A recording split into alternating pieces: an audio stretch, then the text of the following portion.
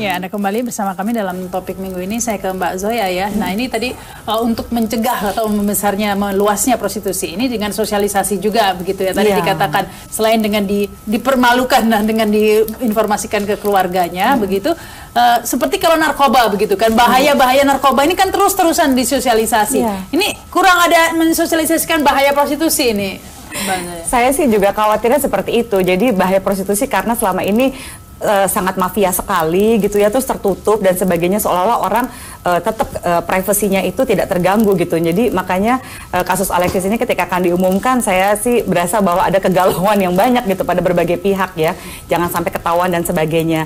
Kalau saya sih lebih terang gini, orang yang punya niatan baik untuk kembali ke jalan yang baik ya oke lah. Salah satunya nih saya terinspirasi dari Saritem di Bandung. Itu tuh di sebelah tempat prostitusi itu ada pesantren. Saya sempat berkunjung beberapa waktu lalu dengan yang punya pesantren itu dan ngobrol gitu. Saya bilang, kenapa bikin pesantren di sini? Dan dia bilang, iya ini juga saya diomelin sama kiai-kiai yang lain nih kalau di sini. Kenapa? Ya karena saya itu mau memudahkan jalan orang-orang yang mau kembali ke jalan yang benar. Saya mau sediakan. Jadi saya menerima tuh baik yang sakit, apalagi yang belum sakit. Kebanyakan sih yang mau kembali ke jalan yang benar karena sudah sakit, sudah terkena HIV dan AIDS, infeksi menular seksual lainnya gitu ya.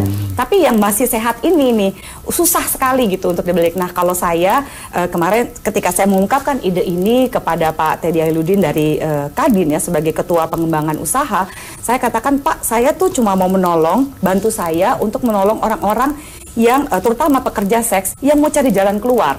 Ayo kita cari bersama jalan keluarnya. Gimana caranya kamu dipindahkan, transmigrasi atau apapun itu. Bantu saya untuk bisa memberikan edukasi terutama secara bisnis. Oke, mereka sudah punya keahlian seperti yang tadi Bapak katakan. Gitu ya, dari panti itu mereka sudah dapat tata bogat, segala macam usaha apapun yang mereka mau, keahliannya ada. Nah, sekarang untuk membina usahanya, siapa yang mau ngajarin mereka gini loh caranya pakai duit, dipantau loh, misalnya modal yang diberikan pada mereka. Nah, ini mungkin yang kurang dipikirkan apa ya bahwa sekedar tutup saja. Nah, nanti implikasinya seperti apa, baik ini Kalijodo, kemudian Alexis. Ini mereka cari duitnya kan gimana gitu kalau kita nggak mereka bagaimana begitu.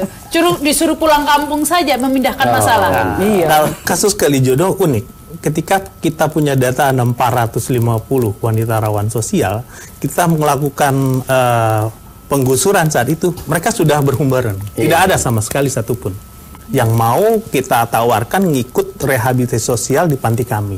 Dan kami janjikan, kalau Anda ngikut di panti kami dari sosial, bahkan dari Kemensos menjanjikan, Anda akan dikasih modal setelah dilakukan pendidikan selama 6 bulan di panti kami. Satupun dari para ex Kalijodo itu tidak ada. Berhamburan entah kemana, hilang jejaknya sama sekali. Karena ya ternyata malah ini apa begini. Atau takut sama germonya biasanya juga. Ya begini, germo itu kalau udah nggak ada lahan untuk memasarkan produk dia kan juga dia nggak masalah lagi. Jadi yang pertama begini Pak Haidir juga, kita menawarkan pekerjaan-pekerjaan yang dari segi income tuh kecil, dia nggak tertarik, ya kan?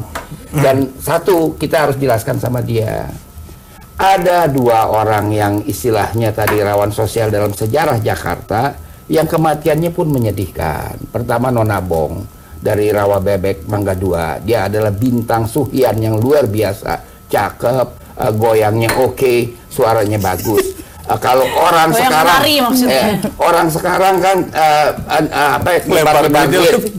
nggak ada hitungan dengan Nona Bong. Nona Bong tuh ditimpuk sama Erloji Mas, tak, ditimpuk sama Gelang Mas, tak, nggak ada yang lawan.